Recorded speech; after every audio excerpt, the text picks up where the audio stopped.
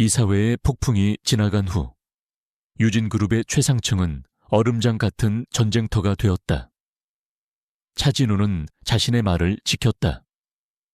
그는 외부 감사팀을 동원해 데이터 유출 사건에 대한 강도 높은 내부 감사를 시작했다. 모든 임원과 비서실 직원들이 조사 대상이었고 그 중심에는 당연히 최민혁 상무가 있었다. 유진그룹의 메인 로비는 유리와 강철, 그리고 팽팽한 침묵으로 이루어진 왕국이었다. 모든 임직원은 거의 기계적일 정도로 효율적으로 움직였고 공기 중에는 늘 경외에 가까운 긴장감이 감돌았다. 이곳은 얼음군주, 차진우의 영토였기 때문이다. 공기는 살얼음판 같았다. 진우는 오하나를 공개적으로 감쌌지만 그 행동은 회사 내에서 그들의 관계에 대한 의심을 더욱 증폭시켰다. 하나는 복도를 걸을 때마다 등 뒤에 꽂히는 날카로운 시선과 수군거림을 견뎌내야 했다. 그녀는 이제 단순한 낙하산이 아니라 회장님의 총애를 등에 업고 회사를 위기에 빠뜨린 요부 취급을 받고 있었다. 그가 나타나자 로비 전체가 숨을 멈췄다. 틈 하나 보이지 않는 인간 장벽을 형성한 검은 정장의 경호팀에 둘러싸여 진우는 움직이는 빙하처럼 걸어 나왔다. 완벽한 수트, 조각처럼 잘생겼지만 얼음장같이 차가운 얼굴, 그리고 모든 것을 꿰뚫어 보면서도 아무것도 드러내지 않는 눈. 그녀를 버티게 한 것은 오직 하나, 차진우의 변함없는 신뢰였다. 그는 그녀를 더 이상 단순한 비서로 대하지 않았다. 그녀는 그의 전쟁 참모이자 유일하게 속내를 터놓는 동료가 되었다. 그리고 모두가 그의 가장 유명한 기행을 목격했다. 아마도 신입이거나 야망에 찬 한 여성 팀장이 서류 파일을 건네주기 위해 그의 옆을 실수로 스쳐 지나가려 했다. 진우는 마치 불에 댄 것처럼 뒤로 물러섰다.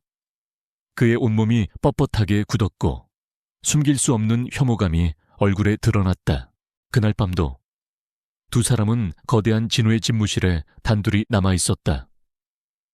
책상 위에는 내부 감사팀이 넘긴 방대한 양의 데이터 로그와 통신 기록들이 펼쳐져 있었다. 그들은 진짜 범인, 최민혁과 태화그룹 사이의 연결고리를 찾기 위해 몇 시간째 씨름하고 있었다. 물러서 경호팀장인 고 실장이 얼음 같은 목소리로 소리쳤다. 여성 팀장의 얼굴이 하얗게 질렸다. 여기 좀 보세요.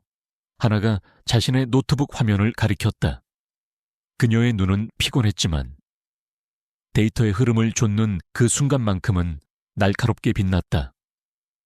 데이터가 유출된 시점 전후로 최민혁 상무의 개인 서버 트래픽이 평소에 3배 이상 급증했어요. 하지만 모든 데이터는 여러 개의 해외 VPN을 거치면서 완벽하게 암호화되어 있어요. 마치 유령 같아요. 진우는 아무 말 없이 스칠 뻔한 접촉만으로도 희미한 붉은 발진이 피어오르기 시작한 손목을 소매 아래로 감췄다.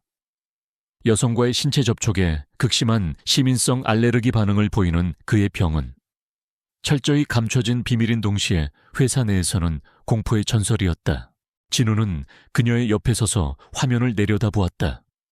그는 그녀의 어깨 너머로 풍기는 은은한 샴푸 향을 맡았지만 이제 그의 몸은 경고 신호를 보내지 않았다. 대신 그는 그녀의 지적인 열정과 문제 해결 능력에 조용한 감탄을 느꼈다.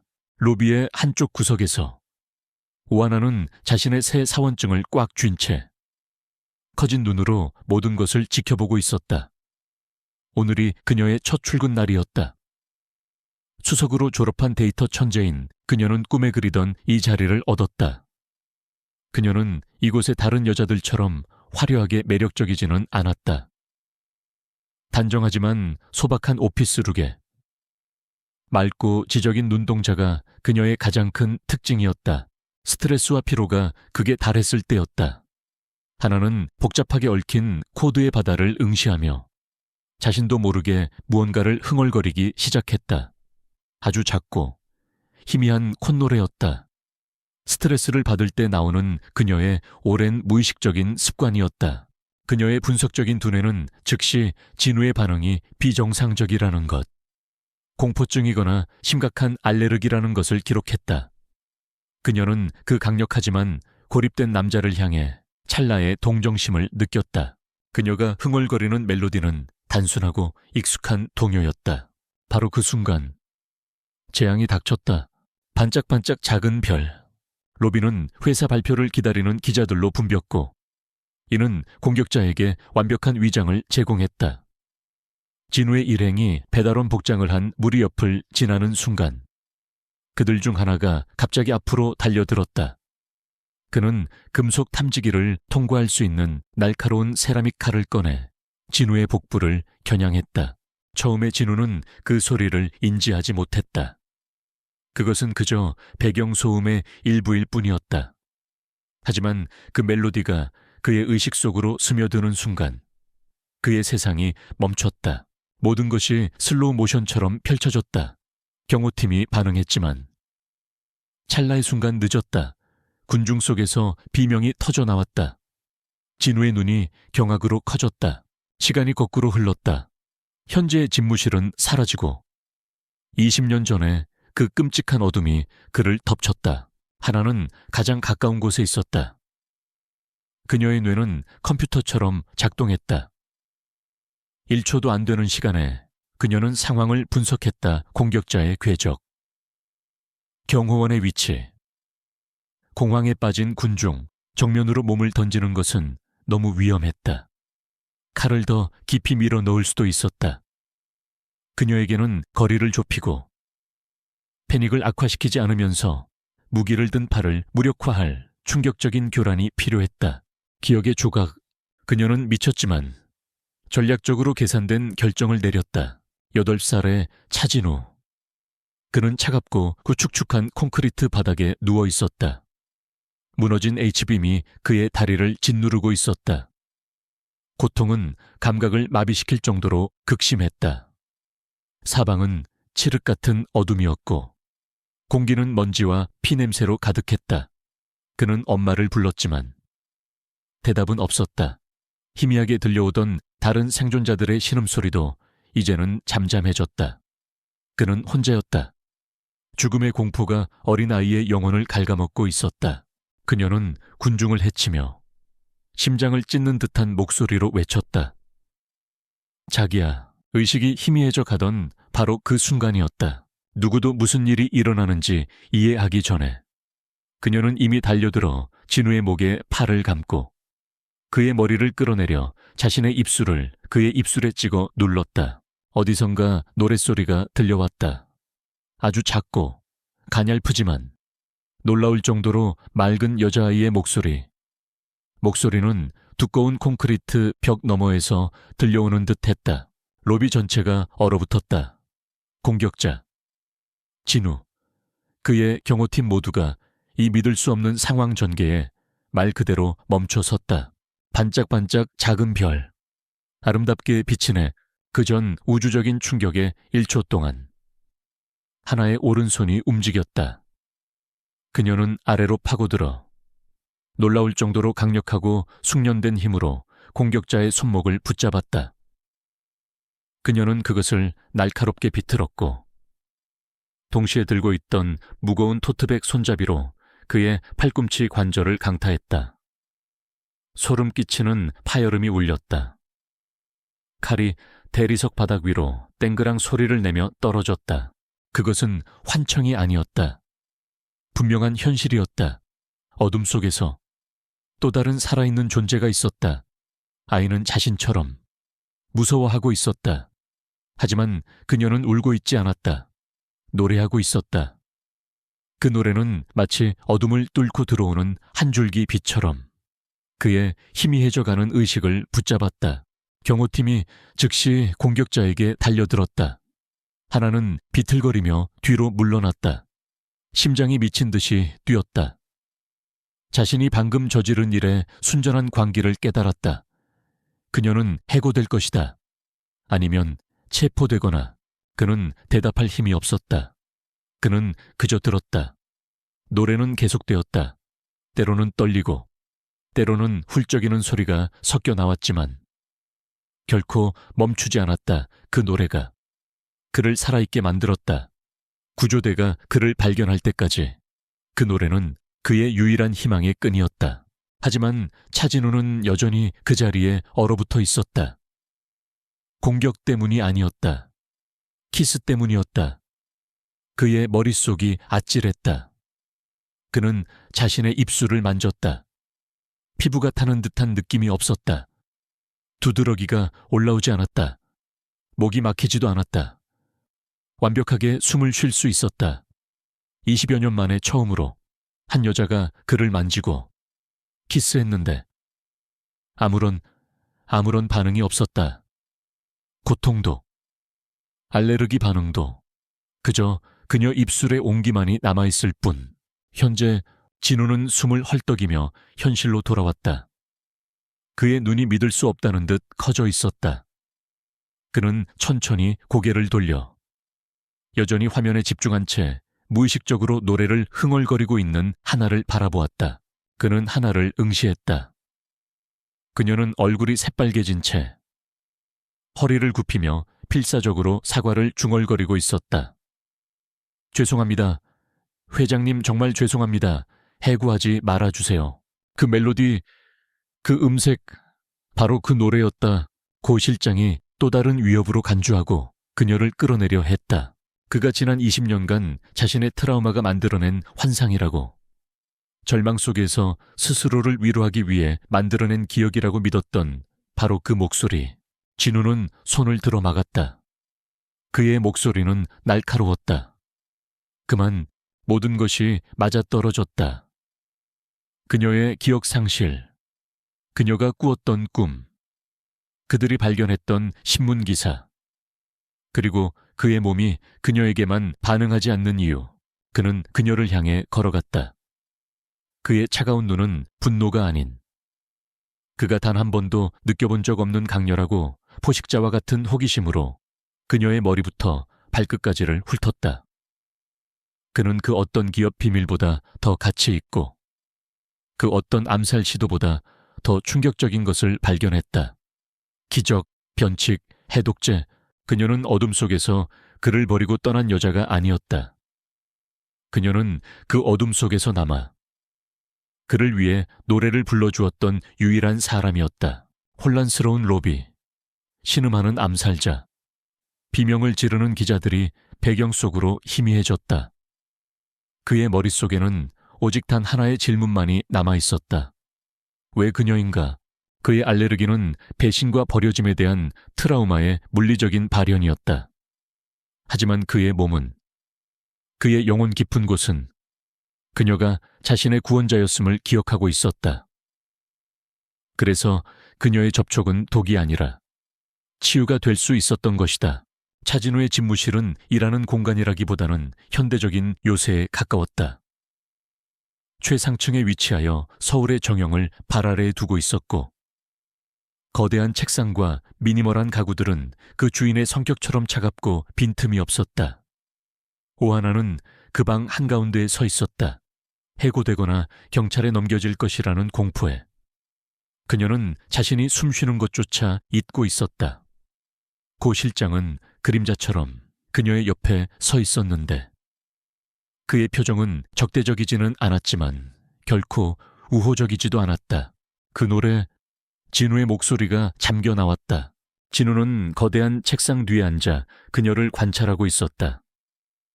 그의 눈에는 분노가 없었다. 대신 희귀한 표본을 관찰하는 과학자처럼 강렬한 집중력이 서려 있었다. 그는 날카롭고 분석적인 질문들을 던졌다. 하는 깜짝 놀라며 노래를 멈췄다. 그녀는 걱정스러운 눈으로 그를 보았다. 그의 얼굴은 귀신이라도 본 사람처럼 창백했다. 네, 무슨 노래요? 당신은 누구지? 그런 움직임은 어디서 배운 거지? 왜 나에게 키스했나? 그는 대답하지 않았다. 그는 그저 그녀를 응시했다. 그의 눈에는 더 이상 사장으로서의 권위나 파트너로서의 계산이 없었다. 그 자리에는 심연과도 같은 깊은 충격과 20년 만에 자신의 구원자를 알아본 한 남자의 경이로움이 담겨 있었다. 하는 당황하고 겁에 질린 채 솔직하지만 믿기 힘든 대답들을 내놓았다. 저는 오하나, 신입 데이터 분석가입니다. 모르겠어요. 그냥 몸이 멋대로 움직였어요. 주의를 끌 수 있는 유일한 방법이라고 생각했어요. 그녀의 진실된 공황 상태와 솔직함은 거짓말을 간파하는 데 전문가인 진우에게 역설적으로 그녀의 이야기를 더 믿게 만들었다. 그 순간 그들의 관계는 완전히 새로운 차원으로 접어들었다. 그들은 더 이상 우연히 얽힌 두 사람이 아니었다. 그들은 운명이었다. 같은 비극의 시작점에서 갈라졌다가 20년이라는 긴 시간을 돌아 마침내 다시 만난 두 개의 부서진 영혼이었다. 진우는 고 실장에게 눈짓으로 나가보라는 신호를 보냈다. 거대한 방에 단둘이 남자, 숨막히는 침묵이 내려앉았다. 반짝반짝 작은 별, 조각들이 맞춰지기 시작했지만 여전히 퍼즐은 불완전했다. 그녀는 왜 거기에 있었을까? 그 친척이라는 여자는 누구였을까? 하는 자신을 데려갔던 그 이모가 늘 자신에게 차갑고 거리를 두었다는 사실. 그리고 그 이모와 살기 시작하기 전에 어린 시절에 대한 기억이 전혀 없다는 것을 깨닫고 쏘스라치게 놀랐다. 그녀의 기억 상실이 어쩌면 생각했던 것보다 훨씬 더 오래되었을지도 모른다는 것을. 그 노래는 더 이상 단순한 동요가 아니었다. 그것은 20년의 시간을 거슬러 올라가 두 사람의 과거를 잇는 신락 같은 운명의 끈이었다. 차진우의 집무실. 그날 밤 이후 공기는 완전히 달라졌다. 직업적인 거리는 사라졌고 그 자리에는 서로의 상처를 들여다보는 깊고 압도적인 유대감이 자리 잡았다. 그는 자리에서 일어나 그녀를 향해 걸어왔다. 그는 팔이 닿지 않을 정도의 거리에서 멈춰 섰다. 그의 내면에서는 평생 동안 그를 지배해온 거리를 두라는 조건 반사와 그녀의 면역성을 다시 한번 시험해보고 싶은 강렬한 호기심이 충돌하고 있었다.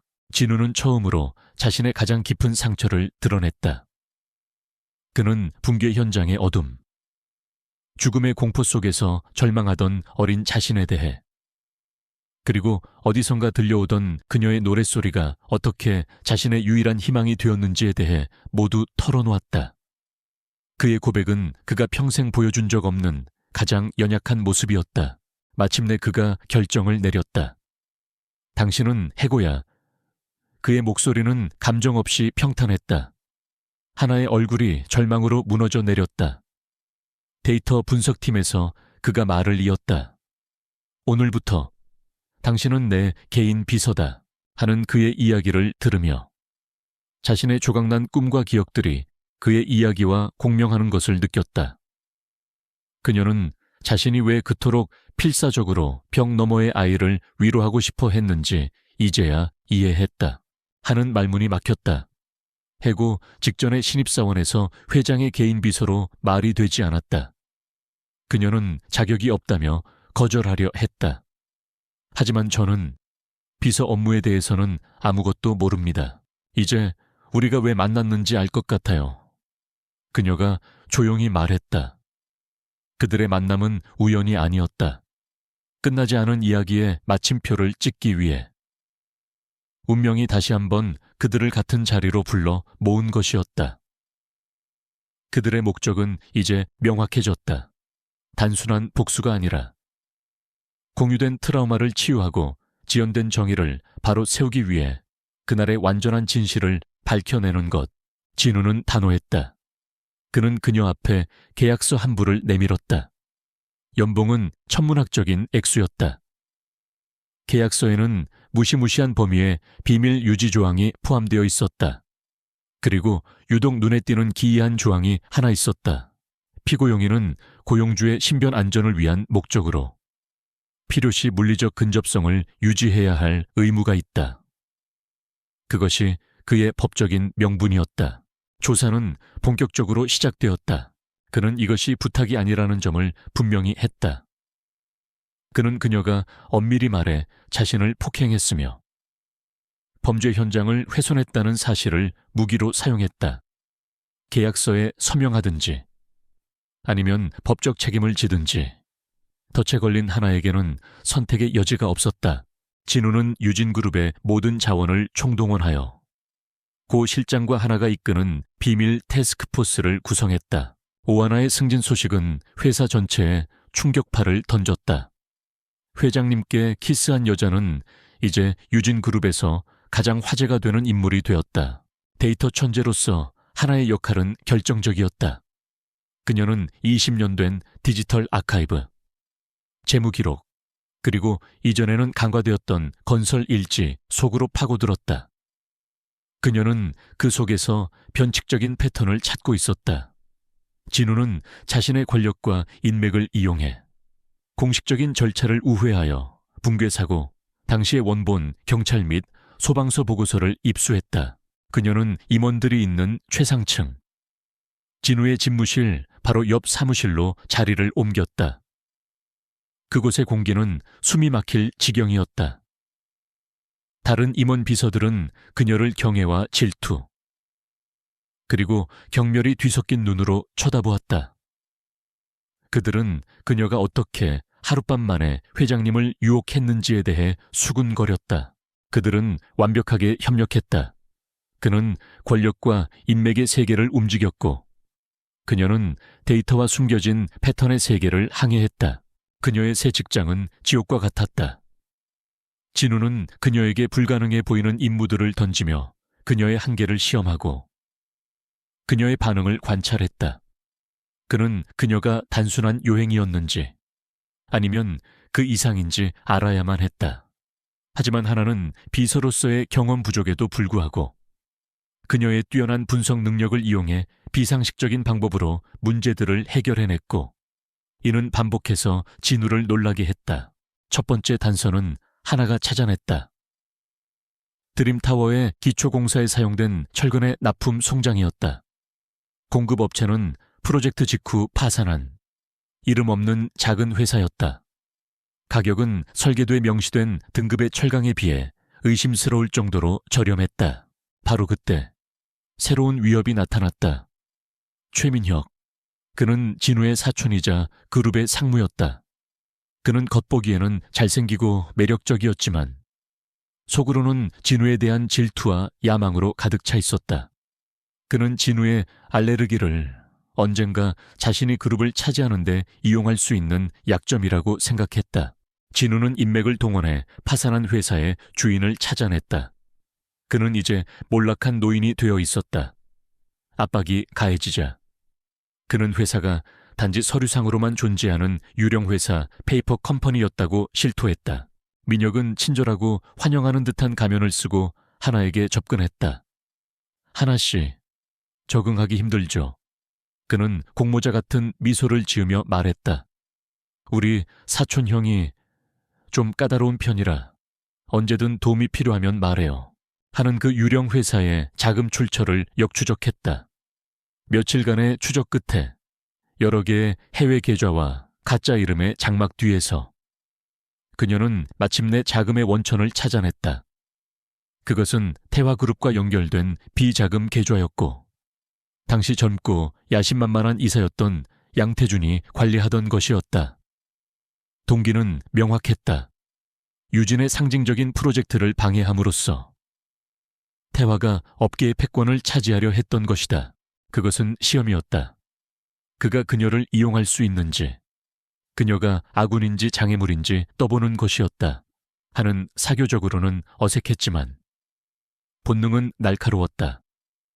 그녀는 그의 미소 뒤에 숨겨진 불성실함을 느끼고 정중하게 거리를 두었다. 이는 민혁에게 도전으로 받아들여졌다. 그는 이제 그녀를 자신의 계획에 위협이 되는 오직 진우에게만 충성하는 인물로 간주하기 시작했다. 동기와 방법은 찾았지만 결정적인 증거, 즉 인간의 증언이 필요했다. 어느 늦은 밤, 진우와 하나는 단둘이 남아 야근을 하고 있었다.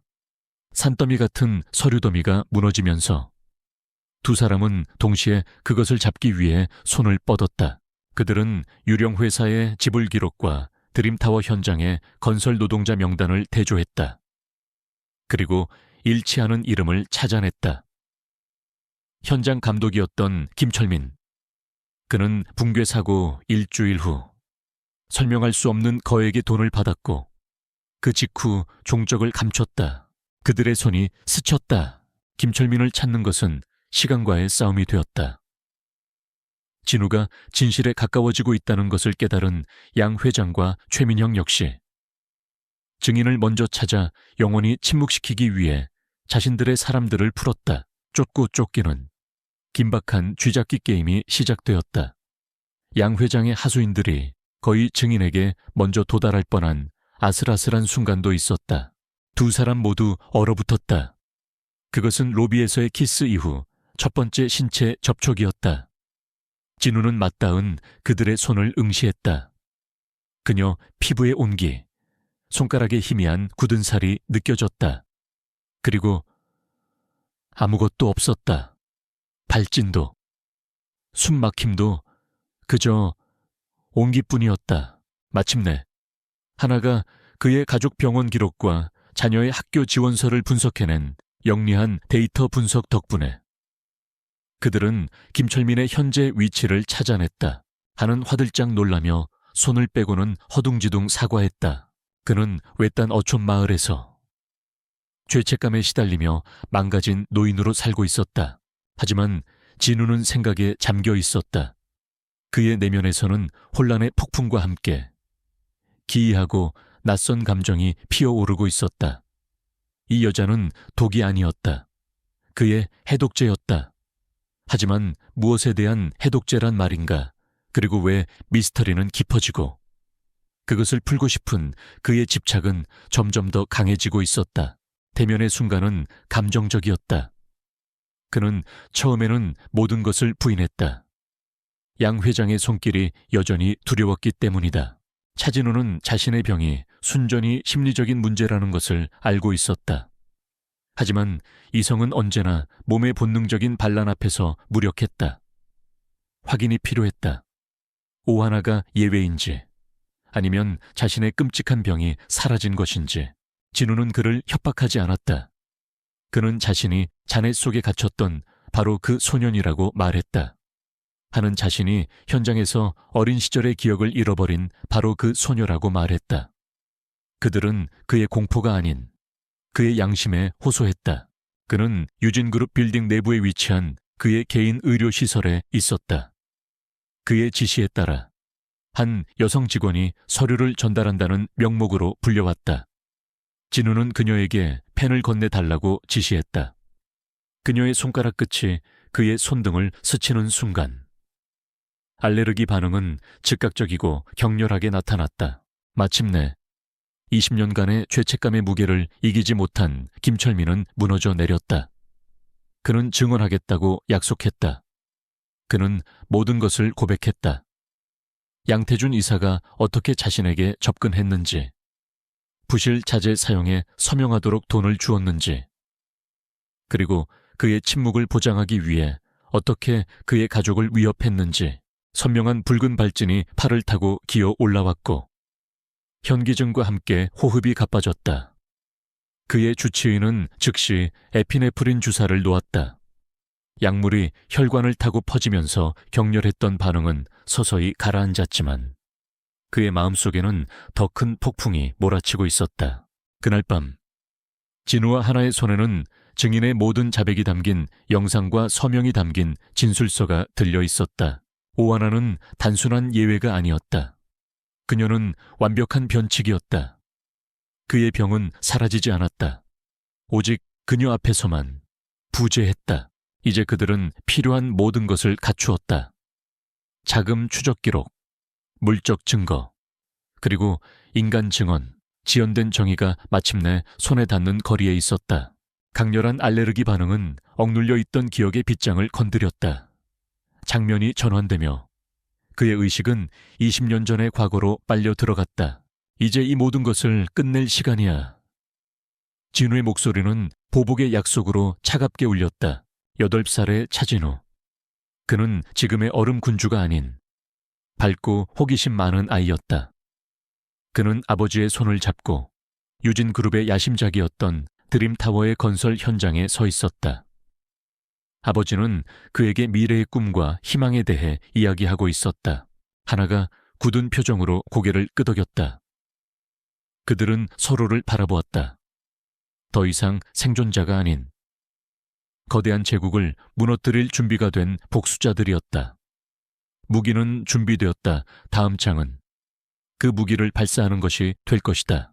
아이는 현장 관계자들과 심각한 이야기를 나누는 아버지를 뒤로하고 숨바꼭질하듯 건물의 지하층으로 들어갔다. 그때였다. 대한민국 경제계의 거물들이 모두 모인 연례 비즈니스 리더 컨퍼런스. 그랜드홀의 공기는 야망과 위선으로 가득 차 있었다.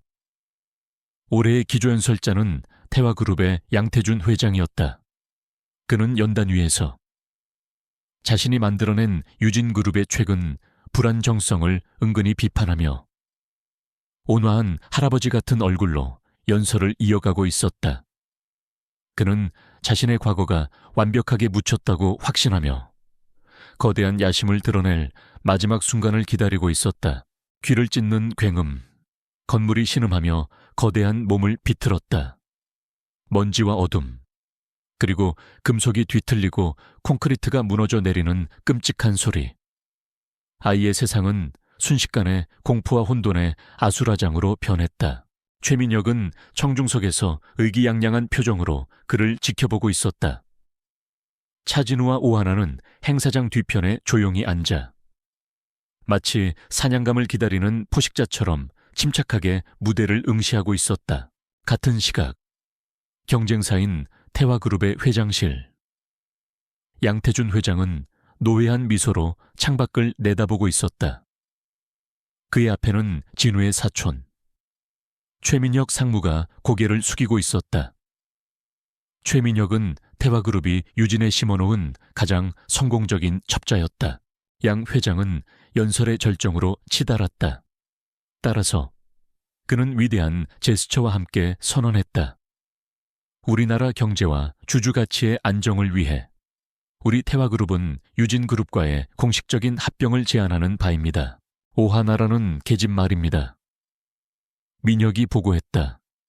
로비에서의 일은 들으셨을 겁니다. 이상한 점은 차진우가 그 여자를 개인 비서로 곁에 두었다는 겁니다. 아시다시피 그는 여자라면 그림자도 혐오하는 인간입니다.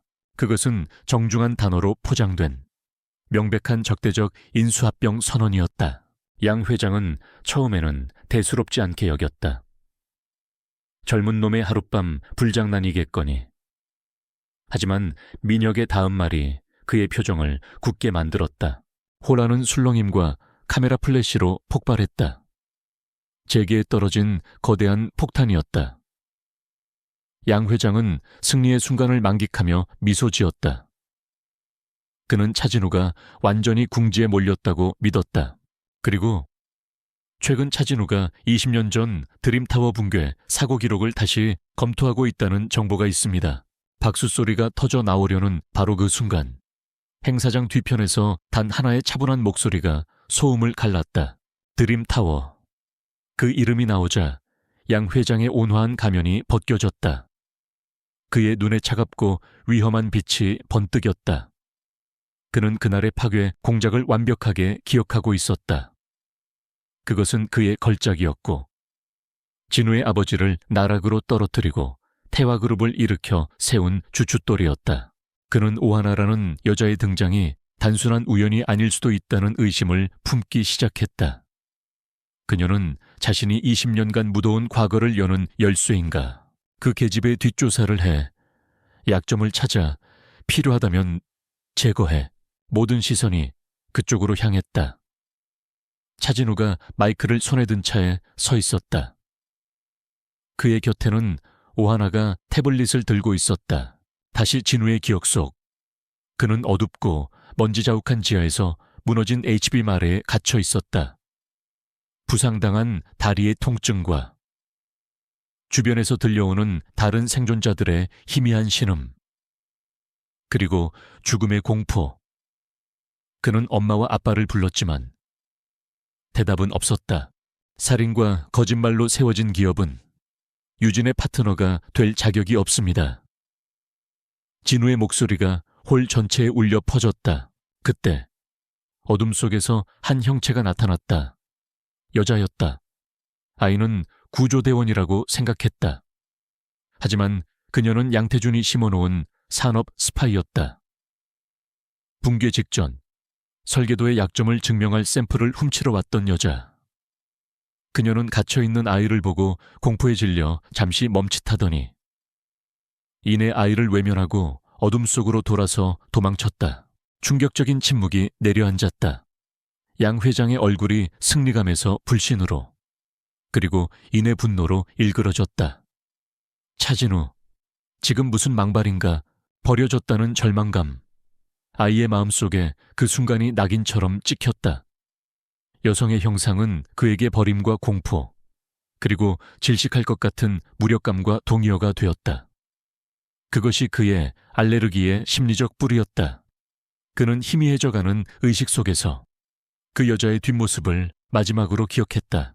진우와 하나는 무대를 향해 걸어갔다. 이 영상이 설명해 줄 겁니다.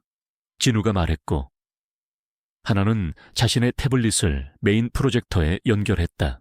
현재의 집무실. 진우는 유령이라도 본 사람처럼 창백한 얼굴로 앉아 있었다. 양 회장의 등 뒤, 태화그룹의 로고를 비추던 거대한 스크린이 깜빡이며 그들의 증거 자료를 띄워냈다. 오하나가 서류를 들고 들어왔다. 그녀는 그의 얼굴과 그가 미처 다 가리지 못한 손목에 옅은 발진을 보았다. 그녀의 시선은 책상 밑 휴지통에 버려진 빈 에피네프린 주사기에도 잠시 머물렀다. 첫 번째는 자금의 흐름이었다. 하나의 데이터 시각화 자료는 양 회장의 비자금에서 시작된 돈이 어떻게 유령 회사를 거쳐 부실 철근 납품 대금으로 흘러 들어갔는지 명백하고 이해하기 쉽게 보여주었다. 그녀의 분석적인 두뇌가 점들을 연결했다.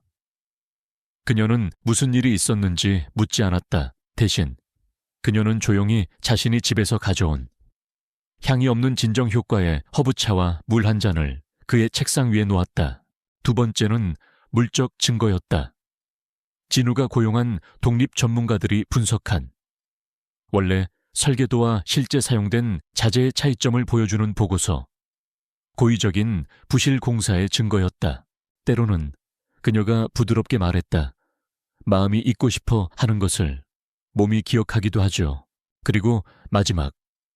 이 발표의 클라이맥스, 현장 감독 김철민의 사전 녹화된 영상이 재생되었다. 죄책감에 시달리는 늙고 병든 남자가 눈물을 흘리며 20년 전의 모든 음모를 자백했다. 그는 양태준 이사가 어떻게 자신에게 돈을 주며 부실 자재에 서명하게 했는지, 그리고 그의 가족을 위협하며 침묵을 강요했는지, 가슴 아픈 세부 사항들을 모두 털어놓았다. 동정도, 호기심 어린 질문도 없는, 그저 담담한 이해의 한마디. 그 말이 그의 고독한 방어벽을 뚫고 들어왔다. 그는 고개를 들어 그녀를 보았다. 처음으로. 그는 그녀를 해독제나 수수께끼가 아닌 본능적인 수준에서 자신의 고통을 이해하는 한 사람으로 보았다. 컨퍼런스 홀은 완전한 혼돈에 휩싸였다. 기자들은 질문을 외쳤고, 주주들은 휴대폰을 붙잡고 아마도 태화그룹의 주식을 대량으로 매도하기 시작했을 것이다. 그는 대답하지 않았다. 하지만 그의 과거라는 깊은 심연 위로 조용하고 위태로운 다리가 놓였다.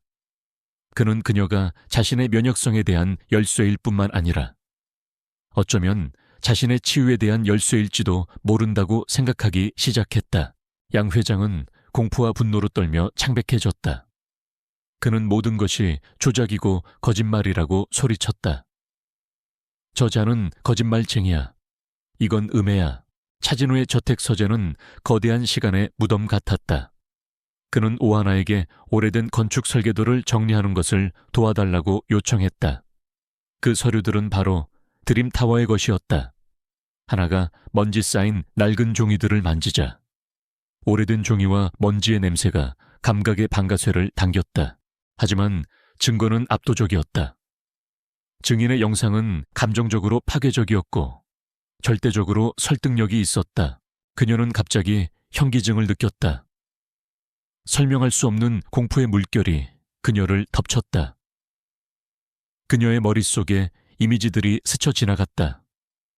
어둠, 좁고 막힌 공간에 갇힌 느낌, 입안에 맴도는 흙먼지의 맛. 그녀는 손을 떨며 들고 있던 설계도 한 뭉치를 바닥에 떨어뜨렸다. 그가 계속해서 발악하고 있을 때 행사장 문이 거칠게 열렸다. 특별수사팀 검사들이 체포영장을 들고 들이닥쳤다. 진우가 검찰에 보낸 익명의 제보는 그의 발표와 완벽한 타이밍을 이루도록 계산된 것이었다. 진우는 그녀의 반응을 보았다. 그는 트라우마에 시달리는 사람의 표정을 즉시 알아차렸다. 그가 자신의 거울 속에서 너무나도 잘 알고 있는 바로 그 표정이었다. 최민혁은 검사들을 보고 군중 속으로 빠져나가려 했지만 고 실장과 유진그룹 경호팀에게 붙잡혔다. 양 회장은 수갑이 채워진 채 끌려나갔다. 그의 제국은 실시간으로 그의 눈앞에서 무너져 내리고 있었다. 그는 끌려가면서 순수한 증오가 담긴 눈으로 진우와 하나를 쏘아보았다. 괜찮아, 그가 물었다. 그 자신의 놀람 때문에 의도했던 것보다 날카로운 목소리가 나갔다. 진우는 그를 무시했다. 그는 패배한 적을 보고 있지 않았다. 그는 오하나를 보고 있었다. 그날 밤 하는 악몽을 꾸었다. 그것은 진우의 악몽과는 달랐다. 그녀는 갇히고 버려진 쪽이 아니었다. 터지는 카메라 플래시와 사람들의 외침 속에서 그들은 조용한 이해와 공동의 승리가 담긴 시선을 교환했다.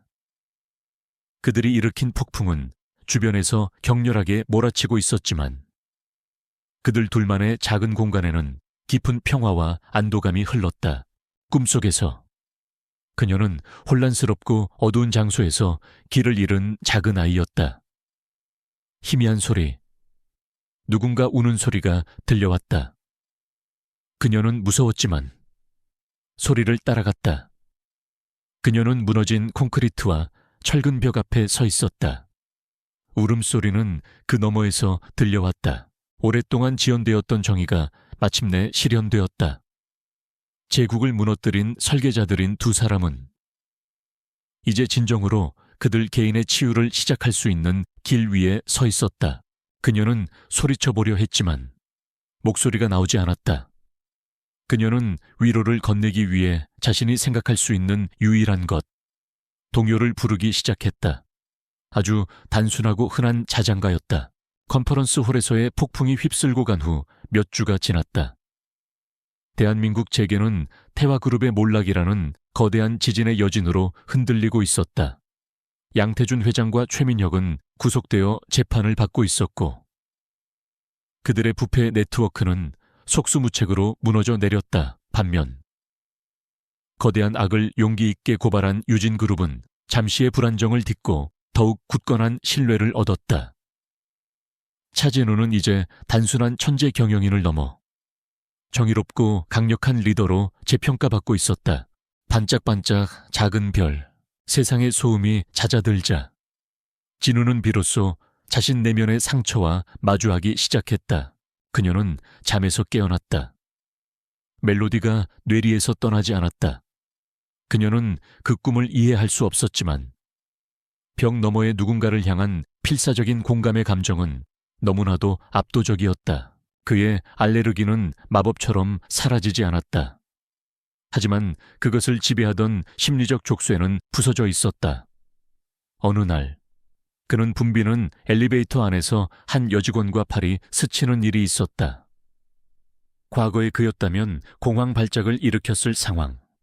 그의 몸은 여전히 본능적으로 흠칫하며 긴장했지만 붉은 발진이나 호흡 곤란 같은 극심한 반응은 일어나지 않았다. 그는 심호흡을 하며 그 순간을 견뎌냈다. 트라우마의 근원을 알게 된 것이 그에게 통제력을 부여한 것이다. 다음 날, 두 사람 사이의 공기는 달라져 있었다. 말없는 새로운 질문이 그들 사이에 떠다녔다. 그는 심리치료를 시작했다. 알레르기뿐만 아니라 그의 영혼에 깊이 새겨진 근본적인 트라우마를 위한 치료였다. 오하나가 아니었다면 평생 고려하지 않았을 과정. 그는 적극적으로 자신의 치유를 위해 노력하기 시작했다. 그의 성장이었다. 진우는 정원에서 불안한 표정으로 서 있는 그녀를 발견했다. 그는 위험을 감수하고 자신의 취약한 부분의 한 조각을 공유하기로 결심했다. 한편 하는 회사 내에서 영웅이 되어 있었다. 그녀는 더 이상 회장을 유혹한 요부가 아닌 유진을 구한 뛰어난 분석가로 인정받았다. 그녀는 자신의 실력으로 얻어낸 신설된 위기 분석팀의 팀장이라는 직책으로 정식 발령받았다. 그는 드림타워 사고에 대해 이야기했다. 자세한 내용은 아니었지만 자신이 그곳에 있었다는 사실을 언급했다. 그는 그녀의 반응을 면밀히 살폈다. 하지만 승리의 이면에는 그들의 관계에 새로운 불확실성이 드리워져 있었다. 그들을 하나로 묶어주었던 임무는 끝났다. 회장과 개인 비서라는 직업적 역학관계도 더 이상 유효하지 않았다. 이제 그들은 무엇일까? 장소를 확인하는 그의 말에 하나의 얼굴이 눈에 띄게 흔들렸다. 그녀는 조심스럽게 자신의 조각난 기억을 공유했다. 어색하고 조용한 대화가 그들 사이에 오갔다. 아드레날린이 사라진 자리에 더 평범하고 개인적인 공간을 어떻게 채워야 할지 두 사람은 알지 못했다. 저도 어쩌면 거기에 있었을지도 몰라요. 그런 꿈을 꿔요. 길을 잃고 벽이 있고 그리고 노래를 부르는 꿈이요. 이제 제 개인 비서로서의 업무는 끝났습니다. 하나가 먼저 말했다. 그것은 새로운 친밀함에 대한 두려움이 섞인 직업적인 경계를 다시 설정하려는 시도였다. 제 새로운 부서 사무실로 옮겨야 할 것 같습니다. 그녀가 자장가를 언급했다. 반짝반짝 작은 별. 그녀가 멀어진다는 생각에 진우는 순간적인 공황을 느꼈다. 그의 새로운 일상이자 닻이 되어버린 그녀의 근접성을 잃고 싶지 않았다. 그 노래의 제목을 듣는 순간 진우는 얼어붙었다. 그것은 그의 기억 가장 깊은 구석에 있던 희미한 메아리였다. 그가 오랫동안 트라우마가 만들어낸 환청이라고 치부해왔던 바로 그 소리. 그는 그녀를 보내는 대신 또 다른 대담한 발걸음을 내디뎠다. 그는 저녁 식사를 요청했다. 사장으로서가 아닌 한 남자로서 그것이 그들의 첫 번째 데이트였다. 두 사람은 서재로 돌아갔다. 그들은 붕괴 사고에 대한 낡은 신문 기사와 보고서들을 샅샅이 뒤졌다. 장소는 화려한 레스토랑이 아닌 하나가 좋아할 만한 조용하고 소박한 한식당이었다. 그가 그녀의 취향에 얼마나 주의를 기울이고 있었는지 보여주는 선택이었다. 실종자 및 부상자 명단에서 그의 이름은 발견되었지만 그녀의 이름은 없었다. 합병은 어려울 것 같습니다. 양 회장님, 하지만 그때 그들은 구조활동에 대한 한 기사를 발견했다. 기사는 재난 현장 근처에서 보호자 없이 방황하다 발견된 몇몇 아이들에 대해 언급하고 있었다. 그중 한 명은 자신의 이름을 기억하지 못하는 여자아이였고 그녀는 임시보호소에서 먼 친척이라고 주장하는 한 여성에게 인계되었다고 적혀 있었다. 식사 도중 그는 본능적으로 테이블 너머로 손을 뻗어 그녀의 입가에 묻은 음식 부스러기를 떼어주었다. 작고 자연스러운 애정의 제스처. 그리고 그 행동은 너무나도 쉬웠다. 두려움도 망설임도 없었다. 그것은 그에게 있어 기념비적인 순간이었다. 진실을 찾기 위한 이 공동의 탐구는 그들 사이에 새롭고 위태로운 유대를 형성했다. 그들은 더 이상 사장과 그의 해독제 비서가 아니었다. 그들은 같은 비극의 두 생존자였고 함께 공유된 과거를 맞추려 하고 있었다. 저녁 식사 후 그는 그녀의 아파트까지 바래다 주었다. 그는 문 앞에서 키스하거나 더 나아가려 하지 않았다. 그는 그저 서 있었다. 서재의 침묵 속에서 창밖으로 도시의 불빛이 반짝였다. 고마워요, 오하나 씨. 그의 목소리는 진심으로 가득 차 있었다. 회사를 위해 해준 일뿐만 아니라 모든 것에 대해서 진우는 그녀를 바라보았다. 그의 알레르기는 어둠 속에서 그를 버리고 떠난 한 여자에 의해 촉발되었다. 하지만 그의 몸은 바로 그 어둠 속에서 남아 위로를 건넸던 유일한 여자에게는 아무런 반응을 보이지 않았다. 그 심리적인 논리가 무서울 정도로 명확해지고 있었다. 그녀는 그가 의미하는 바를 이해했다. 진우 씨가 스스로를 구한 거예요. 그녀가 대답했다. 전 그저 노래를 불렀을 뿐인걸요. 그 이모라는 여자가 누구였는지 알아내야 해. 진우가 단호한 목소리로 말했다. 당신이 왜 거기에 있었는지도. 그가 미소 지었다. 진짜 따뜻한 미소였다. 세상에서 가장 중요한 노래였어. 그들의 조사는 이제 더 이상 그의 트라우마나 그녀의 면역성에 대한 것이 아니었다. 그것은 그들 두 사람의 인생을 통째로 뒤바꿔 놓은 거대한 음모를 파헤치는 위험한 진실 사냥이 되어 있었다. 두 사람은 그렇게 작별 인사를 했다. 그들의 관계를 정의했던 물리적, 감정적 거리가 좁혀지고 있었다. 과거의 깊은 균열은 사라지지 않았지만 마침내 새로운 공유된 미래의 빛으로 채워지며 아물기 시작하고 있었다. 트라우마로 맺어진 유대는 이제 선택과 애정으로 다시 벼려지고 있었다. 태화그룹 양태준 회장의 사무실. 그는 최민혁에게서 올라온 보고를 들으며 오랫동안 잊고 있던 불쾌한 감각을 떠올렸다. 차진우와 오하나라는 여자가 과거를 파헤치고 있다는 사실. 그의 두려움은 이내 차가운 분노로 변했다. 위협은 싹부터 잘라야 했다. 몇 달 후 유진그룹에는 가을이 찾아왔다. 맑고 청명한 하늘 아래 회사의 공기는 눈에 띄게 달라져 있었다. 여전히 효율적이었지만 과거의 살얼음판 같던 긴장감은 사라지고 그 자리를 협력적인 온기가 채우고 있었다. 그의 전략은 간단했다. 차진우를 직접 공격하는 것은 위험 부담이 컸다. 대신 그의 새로운 약점을 공격해야 했다. 바로 오하나. 그녀의 평판을 망가뜨리고 그녀에게 덫을 씌워 차진우가 그녀를 버리게 만들어야 했다. 만약 그가 그녀를 감싼다면 그것은 내부적인 혼란을 야기하고 그의 리더십에 치명적인 흠집을 낼 것이다. 가장 큰 변화는 얼음 군주에게서 찾아왔다. 새로운 차진우는 사무실을 걸으며 직원들에게 미소와 함께 고개를 끄덕였다. 그는 프로젝트에 대해 이야기하는 신입사원과 잠시 멈춰 서서 친근한 대화를 나누기도 했다. 그의 변화는 회사 전체의 가장 큰 화제거리였다. 스캔들을 만들어 양 회장이 최민혁에게 명령했다.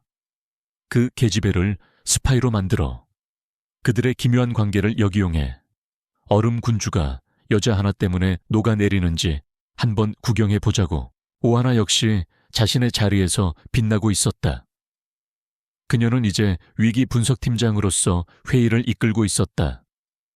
겁먹었던 신입사원이나 논란의 중심에 섰던 비서가 아닌 자신의 실력으로 존경받는 리더. 오하나 팀장이었다. 공격은 유진그룹 내부에서 아주 은밀하게 시작되었다. 유진그룹은 현재 거대한 규모의 해외 친환경 에너지 사업 계약을 위한 입찰을 준비 중이었다. 모든 정보는 극비에 붙여졌다. 업무가 끝난 후 진우가 그녀를 데리러 왔다. 그는 집으로 향하는 대신 낯선 곳으로 차를 몰았다. 그곳은 과거 드림타워가 있던 자리였다. 하지만 그곳은 더 이상 폐허가 아니었다. 진우의 리더십 아래 유진그룹은 그 트라우마의 공간을 희생자들을 위한 아름다운 추모공원으로 바꾸어 놓았다. 상처를 치유와 기억의 공간으로 바꾼 것이다. 최민혁은 자신의 높은 직위를 이용해 교묘하게 데이터 흐름을 조작했다.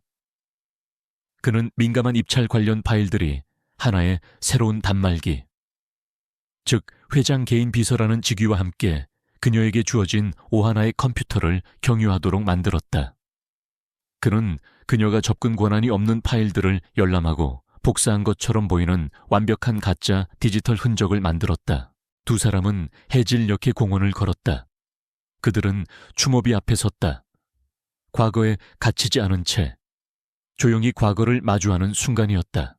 동시에 그는 사람을 시켜 진우와 하나 사이에 다정한 순간들을 몰래 촬영했다. 늦은 밤 사무실에 단둘이 남아서 일하는 모습, 진우가 강렬한 눈빛으로 그녀를 바라보는 장면, 함께 퇴근하는 모습 등 모든 사진은 그들의 관계가 비정상적이라는 소문을 뒷받침할 수 있도록 교묘하게 찍혔다. 이제는 예전만큼 아프지 않아. 진우가 비석에 새겨진 이름들을 보며 말했다. 마침내 공격이 시작되었다. 더 이상 어둠 속에 혼자가 아니니까요.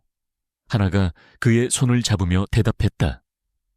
그들의 신체 접촉은 이제 물 흐르듯 자연스럽고 편안했다. 친환경 에너지 사업의 기밀 입찰 정보가 삼류 온라인 언론사를 통해 유출되었다. 그 기사는 곧 주요 언론으로 퍼져나갔고 유진그룹의 입찰은 순식간에 위기에 처했다. 그들은 공원 안의 작은 연못이 보이는 벤치에 앉았다. 이 장의 핵심적인 대화가 시작되었다. 긴급 이사회가 소집되었다. 회의실의 공기는 살얼음판 같았다. 알고 있어, 진우가 미소 띈 목소리로 말했다. 우리의 모든 이야기는 키스로 시작되었다는 거. 최민혁이 증거를 제시했다. 그는 오하나의 컴퓨터를 직접적인 범인으로 지목하는 조작된 접속 기록을 스크린에 띄웠다. 그리고 이어서 그녀가 회사의 비밀을 넘기고 개인적인 성공을 얻었다는 암시를 주는 악의적으로 편집된 사진들을 보여주었다. 그녀의 파격적인 승진에 대한 기존의 소문과 맞물려 그 증거는 치명적인 설득력을 가졌다. 그는 로비에서의 첫 키스를 이야기했다. 그 키스는 교란이었고 혼돈이었고 전략이었소. 내 목숨을 구했지만 그건 우리의 것이 아니었지. 그는 그녀의 행동이 얼마나 용감하고 대담했는지, 그것이 어떻게 모든 것을 바꾸었는지에 대해 이야기했다. 그의 목소리에는 단순한 감사를 넘어 그녀가 그의 삶에 들어온 것 자체에 대한 고마움이 담겨 있었다. 이 사진은 동요했다. 이미 하나의 영향력을 탐탁지 않게 여기던 많은 이사들이 그녀의 즉각적인 해임과 경찰 조사를 요구했다. 이것은 명백히 차진우의 판단력에 대한 재앙적인 실패로 비쳤다. 하는 조금 부끄러운 듯 미소 지었다. 제 인생에서 가장 미친 짓이었어요. 감옥에 갈 거라고 확신했는걸요. 이것이 이 장의 클라이맥스였다. 모두가. 단 한 번도 누군가에게 충성심을 보인 적 없는 무자비한 CEO 차진우가 손실을 줄이기 위해 즉시 오하나를 희생시킬 것이라고 예상했다. 그것이 옛날에 차진우가 할 법한 일이었으니까 그들의 대화는 가볍고 따뜻했으며 애정으로 가득 차 있었다. 그들은 마침내 두려움이 아닌 유머와 애정으로 그들 이야기의 시작을 돌아볼 수 있게 되었다. 하나가 이사회 회의실로 불려왔다. 그녀는 사방이 막힌 채 이 사진 전체의 분노와 마주해야 했다. 그녀는 자신을 변호하려 했지만 디지털 증거는 그녀에게 불리하게 쌓여 있었다. 그녀는 두려움과 신뢰를 구하는 애원이 뒤섞인 눈으로 진우를 바라보았다. 공원의 저녁 조명이 켜지자 분위기는 한층 더 깊어졌다. 진우는 그녀를 향해 몸을 돌렸다. 그의 표정은 진지했지만 차갑지는 않았다. 깊고 진실된 감정으로 가득 차 있었다. 진우는 한동안 침묵하며 그 광경을 관찰했다. 그는 최민혁의 얼굴에 떠오른 의기양양한 미소와 하나의 눈에 서린 공포를 보았다. 그 첫 키스는 내 목숨을 구했소. 그가 부드럽게 반복했다. 하지만 이제 우리의 삶을 시작할 키스를 하고 싶어. 그가 자리에서 일어섰다. 그의 목소리는 위험할 정도로 침착했다. 이 회의는 끝났소. 그는 달려들거나 강요하지 않았다. 그는 천천히 그녀가 받아들이거나 거부할 충분한 시간과 공간을 주며 다가갔다. 그것은 깊은 존중의 표현이었다. 그는 오하나를 향해 걸어갔다. 그리고 모든 이 사진 앞에서 모두를 경악하게 만든 상상도 할 수 없었던 행동을 했다. 그는 부드럽게 그녀의 어깨 위에 손을 얹었다. 한 여자에 대한 공개적이고 의도적인 신체 접촉이었다. 그녀가 그의 마음에 응답했다. 오하나 씨는 내 직원이야. 그의 목소리는 절대적인 권위로 회의장을 울렸다. 그리고 내 보호 아래에 있지. 그녀에게 누명을 씌운 자는 찾아낼 것이다. 그리고 대가를 치르게 될 거야. 이 문제에 대한 내 판단에 의문을 제기하는 자가 있다면 지금 당장 사표를 제출하도록. 키스는 첫 번째와는 완전히 달랐다. 첫 키스가 충돌 거칠고 절박하며 충격적인이었다면 이번 키스는 느리고 부드러우며 온전한 의지가 담겨 있었다. 그것은 선택의 키스, 사랑의 키스, 그리고 공유된 미래의 키스였다. 그 안에는 그들이 함께 겪어온 모든 말없는 언어와 공유된 고통과 치유의 과정이 담겨 있었다. 회의실은 충격적인 침묵에 휩싸였다. 진우는 모래 위에 선을 그었다. 그는 자신의 회사 내부에 있는 반역자들에게 공개적으로 전쟁을 선포한 것이다. 그것이 그들의 첫 번째, 진짜 키스였다. 그는 충격에 빠진 하나를 데리고 회의실을 나와 자신의 집무실로 향했다. 문이 닫히고 세상의 모든 소음이 차단되었다. 키스가 끝난 후 그들은 서로의 이마를 맞대었다. 도시의 불빛이 그들의 눈동자 속에서 반짝였다. 그녀는 압도된 채 그를 바라보았다. 왜 그러셨어요? 그래서 이제 뭐 할 건가요? 회장님 치 하나가 장난스럽게 속삭였다. 그는 그녀를 만졌던 자신의 손을 기묘한 표정으로 내려다보았다. 아무런 알레르기 반응이 없었다. 왜냐하면 그가 그녀의 눈을 마주하며 말했다.